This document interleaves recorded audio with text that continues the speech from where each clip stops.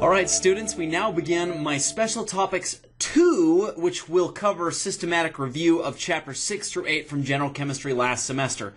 I hope you're excited. Before beginning, I want to share with you something funny. And no, it's not a chemistry cat or a scumbag teacher of the day or a college freshman of the day. Instead, it's a clickable link to a YouTube video that I just stumbled across that I thought was absolutely hilarious. You're welcome to click it here, watch it in a separate tab if you so choose. But it doesn't have anything to do with chemistry. It's just really funny. I also wanted to show you a molecule of the day taken from the ACS molecule portal. According to that portal, it says, Amlexanox, sold under the trade name Apthosol, is an anti-inflammatory drug that is used to treat canker sores, asthma, and other conditions. It was first patented for use against canker sores in 1994. Recently, A.R. Saltiel and co-workers at the University of Michigan, Ann Arbor, found that Amlexanox is promising treatment for type 2 diabetes and obesity. They showed that it inhibits two kinases in mice that are produced in the liver and fat in response to inflammation caused by a high-fat diet.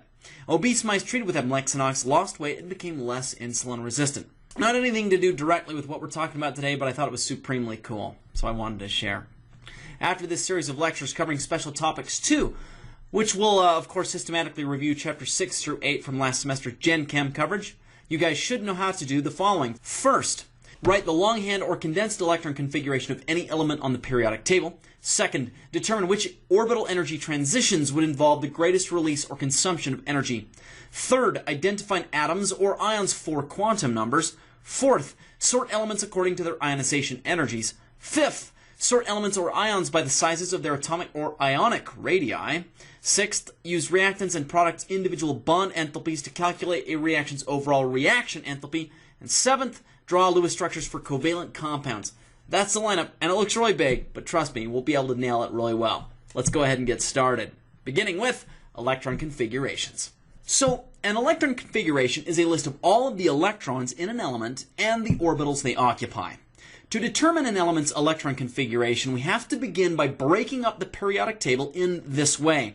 All of the elements in the region that's colored here in pink, as well as hydrogen and helium that are also colored in pink, are in the S block. All of the elements that are colored in yellow over here in this region are the D block. All the ones colorized in this region in green are the P block. And all of the ones down here in gray are the F block. So let's suppose that we've been asked to give the electron configuration of oxygen, which is element number 8, shown in this box right here. How do we give that electron configuration? Well, what we do is we begin by counting left to right, starting at the top and moving one row down at a time on the periodic table until we reach the element in question, remembering that each box represents one more electron. So let's start with the very first row in the very first box, this hydrogen box, which is in row 1s, and we'll count left to right. I've got 1 electron and 2 electrons. So far then, we've counted 2 electrons on row 1, which is the 1s row. So we would say thus far that the electron configuration so far up to this point, which is helium, is 1s2. So this number 2, once again, represents the 2 electrons that we've got, and this 1s represents the 1s orbital that is covered by the hydrogen and the helium row. Now, of course, we aren't to oxygen yet, so we have to keep going beginning on row 2, box 3, which is the lithium box. We now count that up. I've got an electron and then another electron until we fill up the 2s row. Now, because we filled up this row with 2 electrons, we can say that the electron configuration that we've made so far is 1s2, 2s2, because we've just added these 2 electrons, represented by the superscript 2, into the 2s row, or this 2s region right here. You'll notice, of course, that we aren't yet to oxygen. So we keep counting, now starting at box 5 right here, which is the boron box, the 5th element, and is also the first box in the P block. We now count that up until we get to oxygen. 1, 2, 3, 4. We can see then that thus far, we've just filled up 4 boxes in the 2p block until we reached oxygen. Hence, oxygen's full electron configuration is 1s2, 2s2, 2p4. You should notice that if you add up the superscript numbers in this electron configuration, that is, the 2 here plus this 2 here plus this 4 here, 2 plus 2 plus 4, you get 8, which is the atomic number and the total number of electrons that oxygen has. This means then that 2 of oxygen's electrons, the innermost electrons, are buried in its 1s orbital.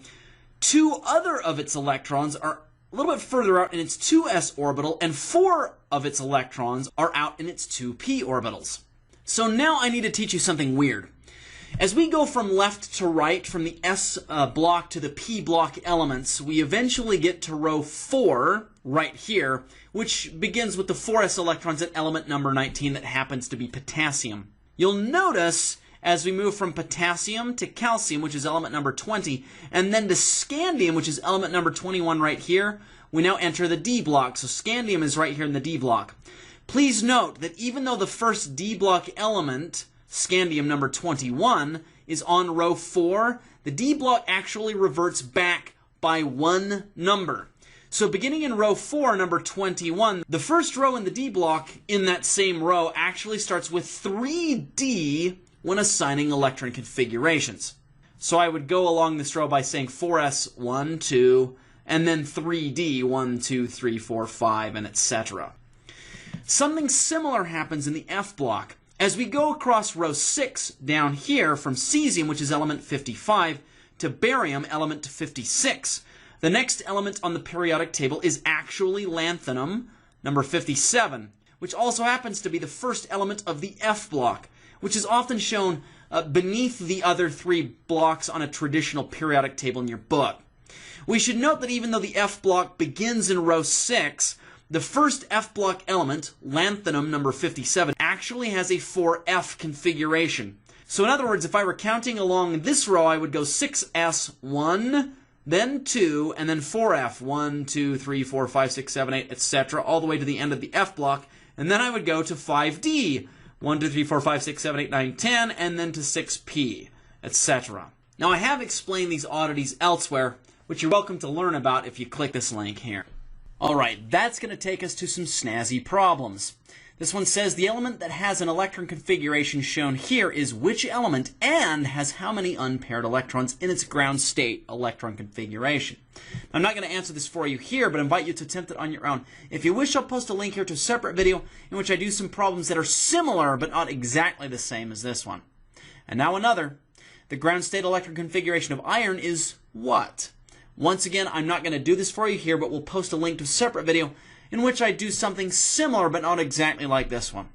You might remember that elements' electron configurations do also tell us how far away their individual electrons are from their nuclei. As you should recall, the higher the principal quantum number n, the further away from the nucleus, less stable and more reactive an atom's electrons are. This can be seen in the energy diagram shown here to the right, which shows the ground state electron configuration for oxygen, which we already saw. You'll notice this electron configuration is 1s2, 2s2, 2p4. You can see that energetically shown in this diagram here.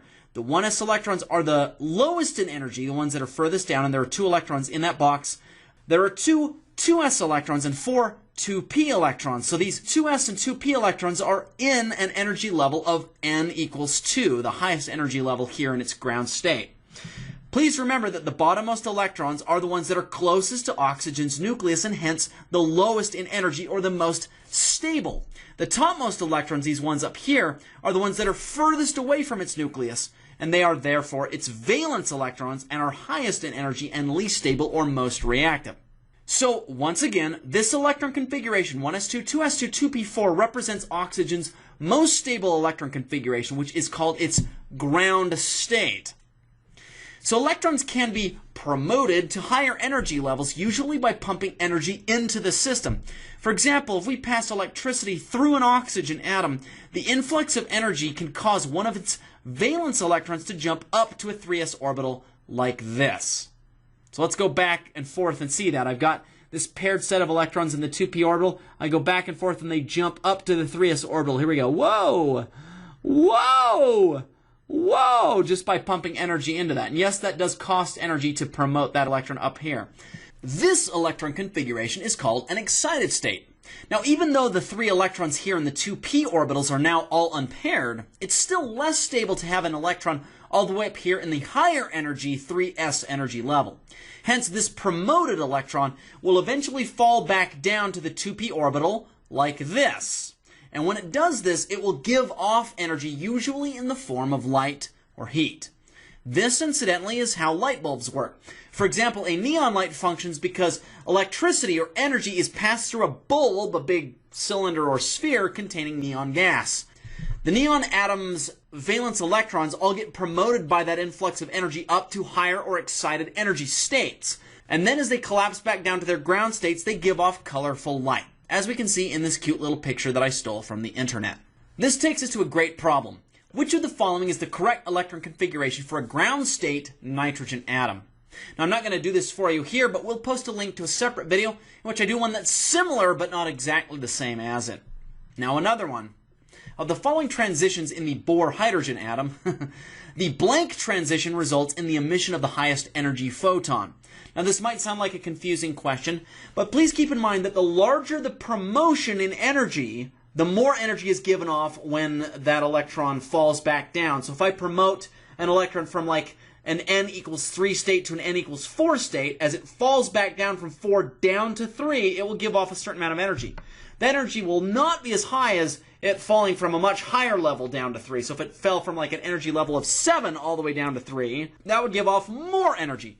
The reverse would cost energy. So if I wanted to go from a 3 up to a 7, that would require an input of energy. So you get energy back as things fall back down. You have to spend energy to get them to promote back up. With that said as background, I'm going to let you figure this one out on your own. That takes us to the end of this video. Please stay tuned to the next one, in which I will review for you the magical world of quantum numbers. Until next time, my wonderful students, have an enjoyable rest of your day.